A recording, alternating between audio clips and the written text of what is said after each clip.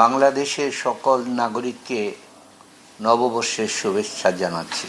আজকে এই বছরের জন্য এটি একটি উল্লেখযোগ্য দিন, কারণ 1971 সালের স্বাধীনতার পর দীর্ঘদিন পর 54 বছরের মাথায় দেশ একটি স্বৈরতন্ত্র প্রতিষ্ঠার দিকে এগিয়ে গিয়েছিল।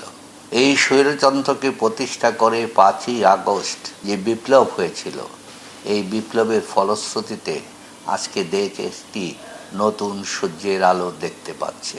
সেই জন্য যারা শহীদ হয়েছে এই সমস্ত আন্দোলনের জন্য তাদেরকে জানাই রক্তিম শুভেচ্ছা এবং তাদের রুহের মাগফিরাত কামনা করছি।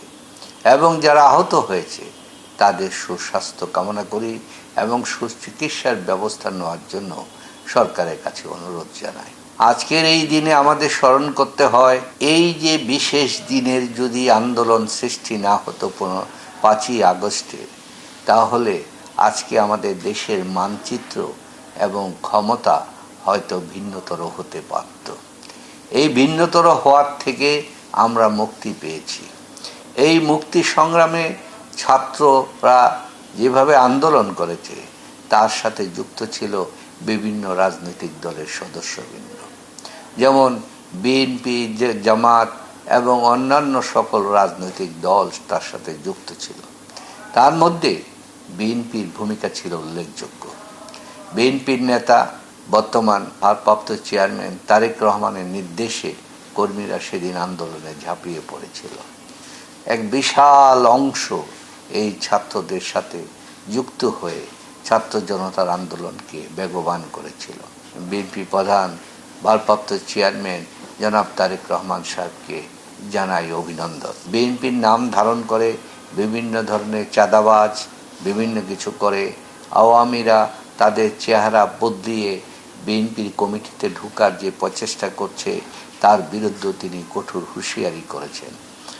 এই কঠোর হুঁশিয়ারির মধ্য দিয়ে আমাদের কুমিল্লা জেলার বিএনপির কেন্দ্রীয় কমিটিকে অনুরোধ জানাবো, আপনারা যেন এই বিষয়টি খেয়াল রাখেন এবং কোনো অবস্থাতেই যেন উপজেলা কমিটি থেকে, বিশেষ করে যেই কমিটিগুলি যে উপজেলা জেলাগুলি বর্ডার এলাকার সাথে সংযুক্ত, যেখানে চোরাচালানের ব্যাপার আছে এবং বিভিন্ন অপকর্মের ব্যাপারে যাদের সম্পর্কে রিপোর্ট আছে, সেই বিষয় আপনারা সজাগ থাকবেন এবং কমিটি নির্বাচনের ক্ষেত্রে এই বিষয়টি আপনারা মনোযোগ দেবেন, যেন সাধারণ কর্মীদের মধ্যে কোনো রকম বিশৃঙ্খলা এবং কোনো রকম লোভ লালসা কোনো কিছুতে তারা যুক্ত না হতে পারে।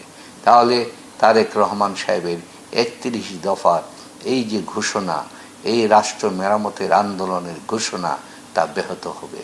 সুতরাং এই দিকের প্রতি যুক্ত রেখে কাজ করলে আমি মনে করি আমরা সুফল পাব। এই কথাটা শুধু আমার বুড়িচং ব্রাহ্মণপাড়ার বেলায় প্রযোজ্য নয়, এটা বাংলাদেশের সমস্ত উপজেলাগুলি, বিশেষ করে যেগুলি বর্ডার উপজেলা, সেই ক্ষেত্রে এই জিনিসগুলির প্রতি মনোযোগ দেওয়া অত্যন্ত জরুরি।